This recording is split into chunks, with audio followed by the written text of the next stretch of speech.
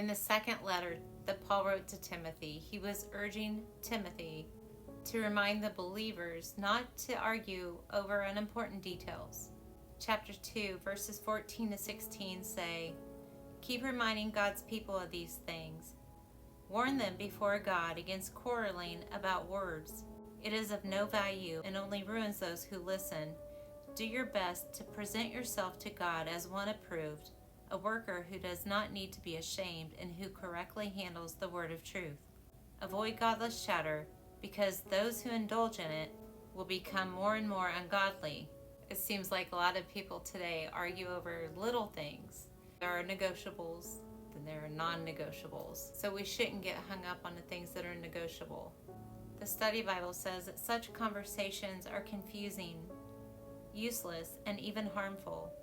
False teachers love to cause strife and divisions by their meaningless quibbling over unimportant details.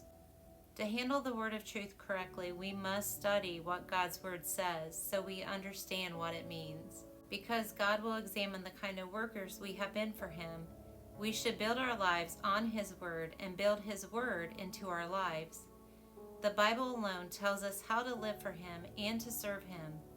Consistently and diligently study God's word so that you will not be lulled into neglecting God and your true purpose for living.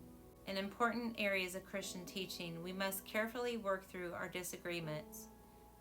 But when we spend long hours bickering over words and theories that are not central to the Christian faith and life, we only provoke anger and hurt feelings. Even if godless chatter reaches a resolution, it gains little ground for the kingdom. Learning and discussing are not bad unless they keep believers constantly focusing on false doctrine or unhelpful trivialities. Don't let anything keep you from your work for and service to God. Jesus wants us to be loving, kind, and always trusting, always hoping, and always persevering in helping others grow closer to Him.